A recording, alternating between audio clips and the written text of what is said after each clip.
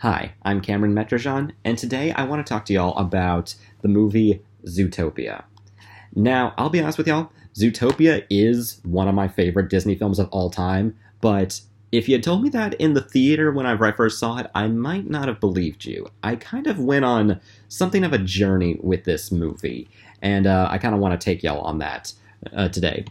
But just a brief summary: Zootopia is a city of animals that all seemingly live in harmony. They got their problems, and it focuses on Judy Hopps, who is the first bunny police officer in the city. And she's not really respected, and she's not given a whole lot of attention for her good deeds. But she ends up having to team up with a con artist, Nick Wilde, a fox, in order to solve a mystery to keep her job. So as I was saying, well, whenever I first saw this in the theaters amongst all the hype, I was kind of like, okay, this is good. I don't know if I'm really understanding why it's getting so much praise.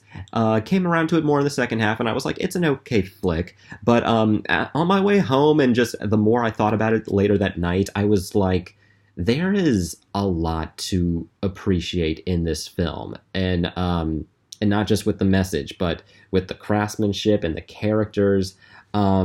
So I want to talk to you all about that. And just to get it out of the way, I'll talk about some of the negative stuff first, just so, we can get, bad news first, get it over with, and talk about all the fun stuff. Honestly, one of the things that kind of kept me from getting into Zootopia in the first half was I didn't too much care for Judy, in all honesty. And I felt like she was a bit too much of, I guess, a self-insert from the writer. It kind of felt like she was like a character where it's like the writer saying, this is how I feel in life. And it's like, yeah, Judy's very put upon and not very respected, but she's so great at everything. And yeah, she starts off having a hard time at the police academy, but then she ends up outdoing everyone and being the best, and she's the head of her class. And, I feel like there's this need to always make your hero come out on top, and you don't always need that. You don't always have to be first place. Silver medals are a very big accomplishment. I would be happy with a silver or even a bronze. So I feel like that was something that kind of held me back a little bit with her. It didn't feel like she was a fully realized character. It felt like she was an idea of a character. But I guess another thing that'll go along with some of the negative stuff is the first time I saw this, I did think the theme was a little heavy-handed. That's to be expected in some ways, since this movie is aimed for kids. But I do remember kind of thinking, like, okay, yeah, they're really hitting the nail on the head here with some of these themes. The themes are of, racial harmony and prejudice. There's a lot of stuff with characters kind of looking at either predator or prey, the two main animal types in Zootopia, as kind of in condescending natures, and the movie is kind of trying to put a positive light on how we should, not judge people, and kind of surrounding themes of that. And all great themes. I thought it was a little, and I guess, it's one of those, things where it's like, it's got to be prevalent in the story because it's what it's all about, but maybe a bit too on the nose with a few things. But again, I do think it's in a way that it makes it easy for kids to understand. And I do hope kids come out of this movie with those lessons of not judging. And honestly, I don't think it's going to be like a turn-off for adults. I think adults will have a fun time watching this film too. And one of the things that honestly helps the theme along is that this movie has an incredibly tight screenplay. And what I mean by that is everything matters. Every scene either gives information, builds on information, or uses information. And it's honestly rare that you see one this tight. There's and that's kind of one of the things, like I said, rethinking about the film. There's a lot of things you look back on and it's like, that served a purpose. I think one of the prime examples is the chase scene that Judy has with Duke Weaselton, a thief. And, at first glance early on in the film, it's like, okay, this is kind of just your basic action scene because, hey, some of the little kiddies are getting bored. We need to have something, adventurous happen to keep them interested.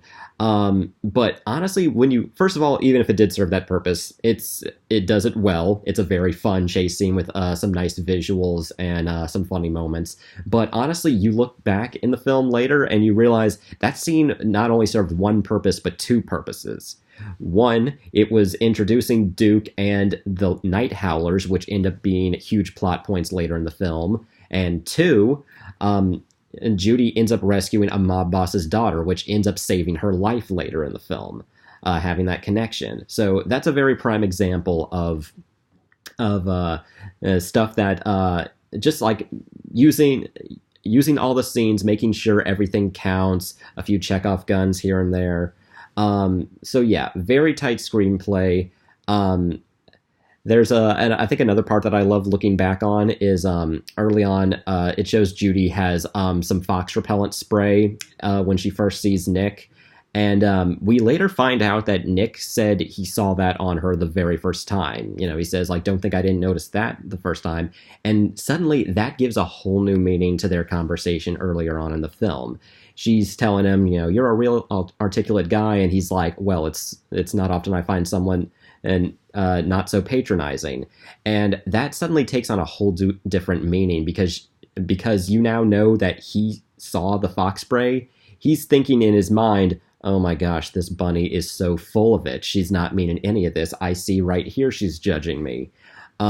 So great moments like that. And it also explains why he's so harsh on her later. He's thinking this is just a judgmental cop. So I'm just going to lay into her and tell her, her dreams are not worth having.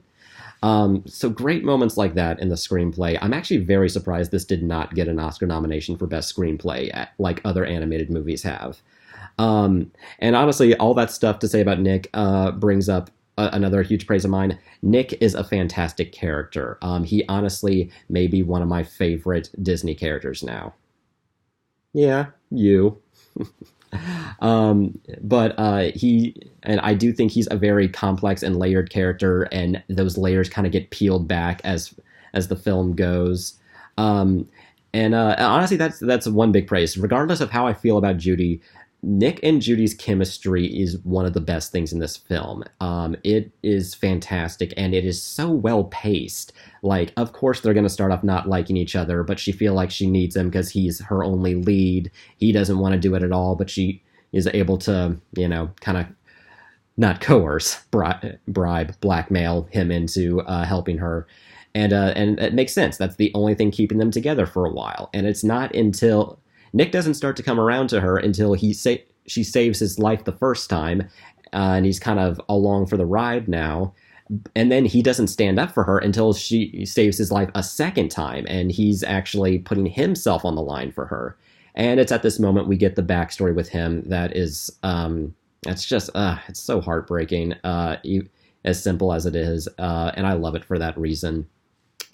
So yeah, I think that's good. And for the record, all the side characters are really good too.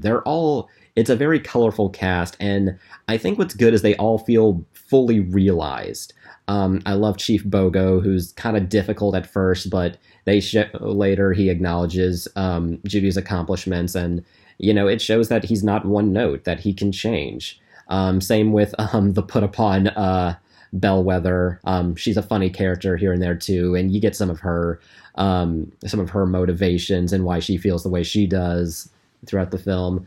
Clawhauser's another one of my favorites. He's hilarious, and I appreciate that they used him for a few dramatic moments near the end too. I thought that was a pretty good usage of him, showing kind of the contrast of, he's a fun-loving guy, but also stuff can be kind of sad with him.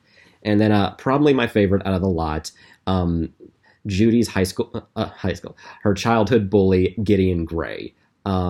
That is one of my favorite choices in this entire film, is that they decided to bring him back in the end to show him as a grown-up and show that he's changed, and he actually apologizes to Judy for his behavior from when they were kids. And I love that because the writers did not have to do that. They could have just not mentioned Gideon at all, and I don't think anyone would have noticed. But I am so glad they brought him back. I was a person who was bullied most of my life, but I also was fortunate enough that two of my high school bullies later reached out to me to apologize for stuff that they had done, and I can say with firsthand knowledge that that means a lot. It takes a lot for people to do that, and I appreciate that. And I think that shows so much growth on Gideon's part. And even though it's not at like a climax of the film, I think that might be my favorite scene in the film, just because it's a very quiet moment. And at this moment when things are bad, it gives a little hope, and I like that. I like the voice work with that. The voice work from all the cast is very good. A lot of them blend into it. None of the celebrities, overpower their characters, anything like that. I'm still seeing the characters and not the people behind the voices. But yeah, I think Gideon's my favorite in that regards. If there's a sequel, I really hope they include him too. And what's also good, and going back to kind of the screenplay thing, is they have his scenes serve a purpose. He gives information as well that ends up being crucial to the climax of the film and figuring out the mystery. So yeah, the characters are great. And honestly, that leads into me talking about the animation. Usually whenever I praise animation, it's talking about, glorious landscapes or, flying action scenes. And all the backgrounds are great in this film. That's, they're all fine. That's great. But for one of the first times in a while, my praise for the animation is in the character animation. The characters are animated so well in this film. I could watch this film on mute and be totally entertained by just the facial expressions, the way characters moves. It's just great. The eyebrows, the eyes, facial expressions, the ears. So much emotion is told through the ears in this film of the characters. There's a part where Judy's mom says, "We know you're not fine. Your ears are droopy." And I've got a pretty strong hunch that line was thought up by an animator, and one of the writers included it in the film. And I think that, yeah, that's just the entertainment that I can get just from watching these characters' faces and their movements. They sometimes employ a few animalistic choices, even though they're pretty anthropomorphized. They're pretty humanistic in their movements, but there's little touches here and there. The fur detail on their skin, that's great. Yeah, a lot of great detail in that regards. I'm trying to think what. The world building holds up pretty well too. They work a lot to try to explain how and why all these animals can live together. They got their different ecosystems. The rodents live in a smaller city. That all makes sense. There's a few nitpicks here and there, and you're going to have that with any world building. Judy carries around fox spray, and I'm like, who would even make that? Would that be sold in a store? That seems like that would have a lot of riots to begin with. Another character mentions wearing leopard print, and I was like, you have prints of other animals' skin? I'd have a hard time picturing that in a human world. Other than stuff like that, though, I think they work a lot to make it believable and just make it like you not have to think much about I don't have to question too much how all these animals are living together, because the movie kind of explains all of that. So yeah, few problems here and there. I think the theme's heavy-handed. I don't come around to Judy early on. I think the moment that really helps it is at the main culmination, the end of the second act. That's where the theme really shines. Because at that point we realize it's not just about how she feels put upon by other people. It's actually also about and maybe her own prejudices she has against Nick and other predators. And I like that. I like that it's not one-sided. It's kind of showing, what everyone can learn from this. And that's another good thing about helping with the theme is I like that it's not a direct parallel to any one group in the real world. It kind of can apply to a lot of things. And again, it kind of just shows there's ways we can all learn from it. It's shown me ways I can learn from it. And I think that's actually really good.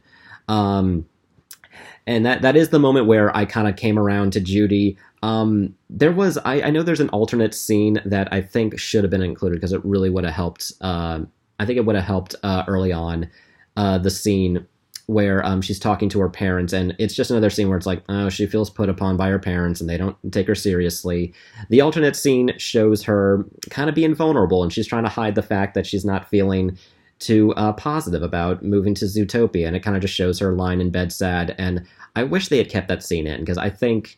And honestly, rewatching the film, I'm kind of just like, that's the scene I'm thinking of now, because that makes me feel a lot more for her. It makes me relate to her more, because, I feel like I and many other people have been there where, you're unsure about your decisions, you don't know where this is going to go, you're lying in bed with your stuffed animals. And yeah, and I think, but I do think that's a good showcase for Judy as she's shown later in the film, and I do think they made a good progression with her, so props to that. There's a few stale jokes here and there. Mr. Big is tiny, really. But for the most part, most of the jokes hit. I think I think most of them are land pretty solidly.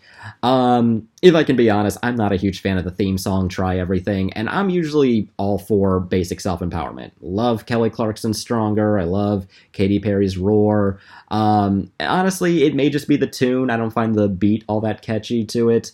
And normally I wouldn't mind lyrics like this, don't give up, don't give in, get back up again. Pretty sure those were lyrics on Disney's So Weird back in the early 2000s, so yeah, it's not exactly anything new. But, if it builds people up, then, more power to you. So yeah, that is what I have to say about Zootopia. I don't know if I'd call it a perfect film like some people have, but, maybe not an A+ 100, but it's a solid 90, maybe 95. There's a lot to appreciate in this film. I could talk for hours about just different subtleties and more other details in it, but that's what I pulled for this video, and I hope it makes you consider watching it if you haven't seen it already, and if you have, watch it again. You will notice so much more stuff going on. And honestly, the fact that the film is as ambitious as it is means it had so much more going against it. So for it to have succeeded to this degree that it did, I think that speaks a lot to it. This is a very impressive film, and hope you enjoyed watching me talk about it. Watching us.